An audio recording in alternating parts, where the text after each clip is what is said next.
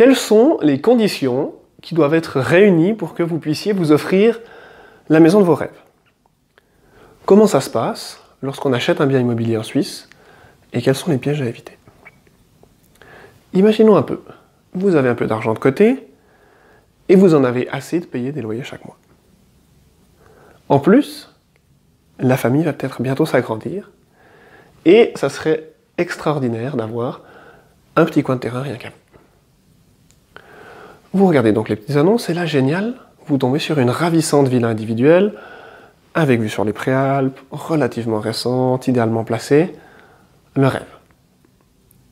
Et affiché à un prix de 1 million de francs.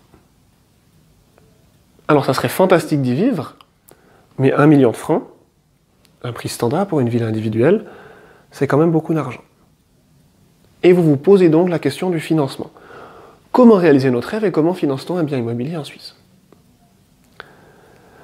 Alors je vous rassure, pour y arriver, vous n'aurez pas besoin de sortir 1 million de francs de votre poche.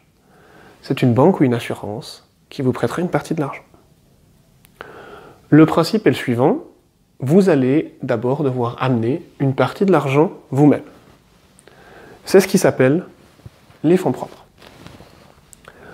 Normalement, vous devez amener au minimum 20% de la valeur totale du bien, auquel il vous faudra ajouter environ 5% de frais annexes, principalement pour des taxes. Ce qui fait pour notre exemple 200 000 francs de fonds propres, plus 50 000 francs de frais annexes, pour un coût total de 250 000 francs.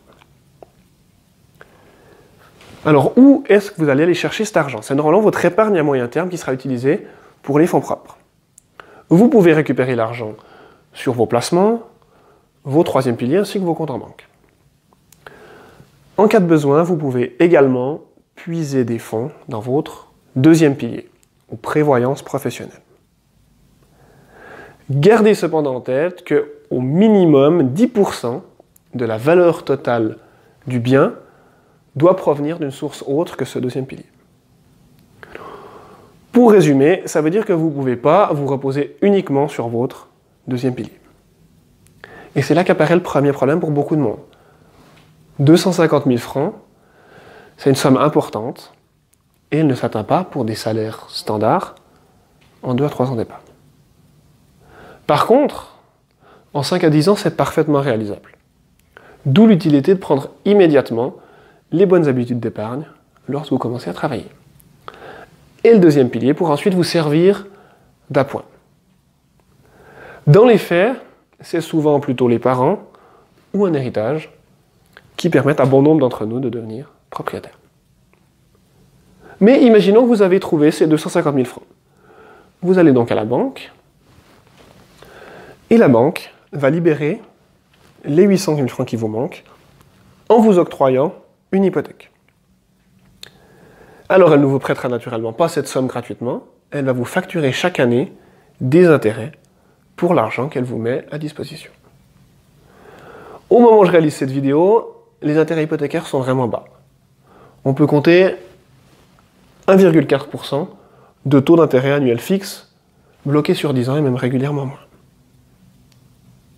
Donc si vous faites le calcul, 800 000 francs à 1,4%, ça vous coûte 11 200 francs par année, ce qui paraît plutôt bon marché pour vivre dans une magnifique villa. Malheureusement, ce ne sont pas les seuls coûts que vous aurez à supporter comme propriétaire. La banque va vous exiger chaque année le remboursement d'une partie de l'argent qu'elle vous a prêté. C'est ce qui s'appelle l'amortissement. Elle va demander à ce que la dette soit ramenée aux 2/3 de la valeur totale du bien dans 15 ans ou au moment de la retraite.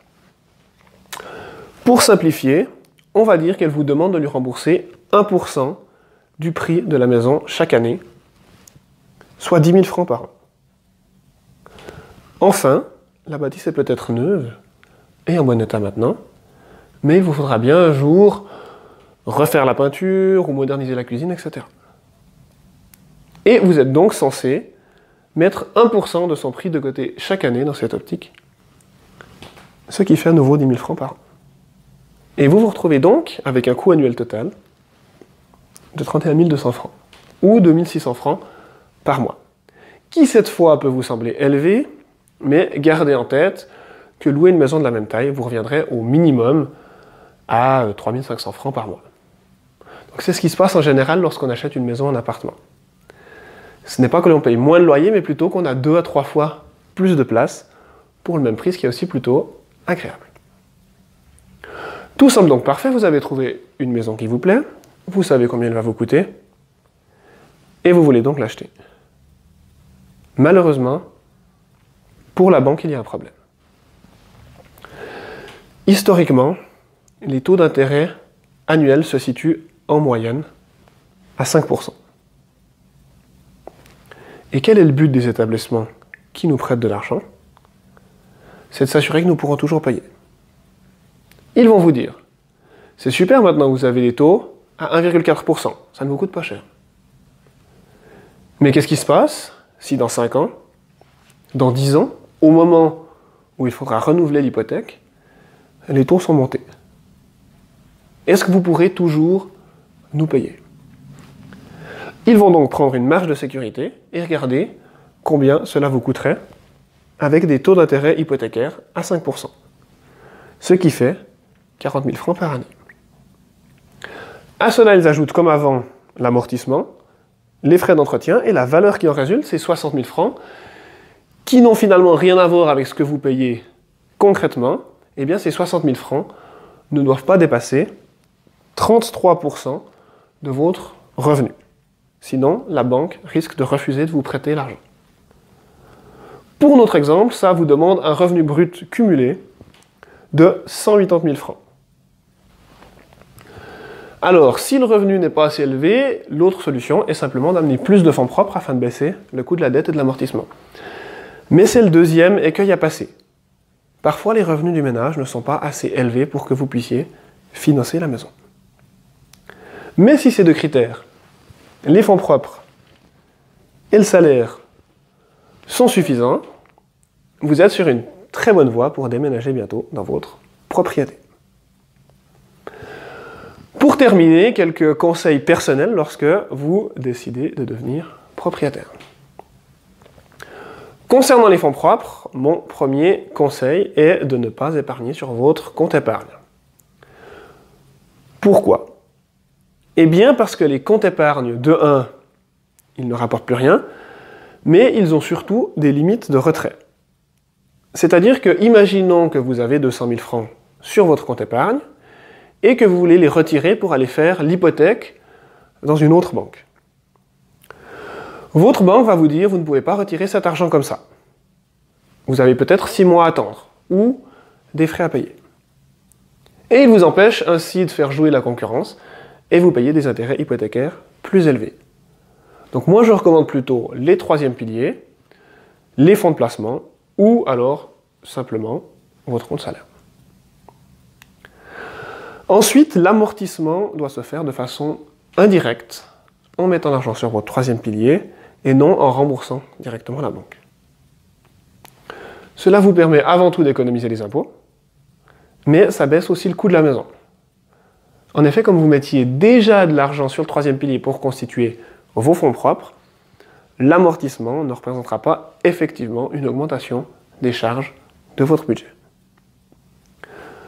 Troisième point, il est très important de faire une analyse successorale pour voir comment se passent les choses. Au cas où, par exemple, un des partenaires venait à décéder. Est-ce que les revenus qui resteraient à disposition seraient suffisants pour que l'autre personne puisse garder la maison, etc. Enfin, il est important de faire jouer la concurrence. Certains établissements ont des marges de négociation allant jusqu'à 0,4%, c'est-à-dire que lorsque vous allez leur demander de vous prêter de l'argent, ils vont d'abord vous proposer, par exemple, un taux d'intérêt à 1,6%, alors qu'ils pourraient effectivement vous proposer du 1,2%. Et si vous faites le calcul pour notre exemple, ça représente quand même 32 000 francs d'économie potentielle sur 10 ans, donc une somme qui est quand même plus importante que ce qu'on imagine. Donc voilà, cette vidéo touche à sa fin. J'espère qu'elle vous a été utile. Encore une fois, transmettez-moi vos feedbacks pour que je puisse m'améliorer. J'ai essayé d'en tenir compte depuis la dernière fois. et transmettez-la si vous connaissez des gens qui pensent à devenir un jour propriétaire. D'ici là, je vous souhaite une fantastique journée et je me réjouis de vous revoir bientôt.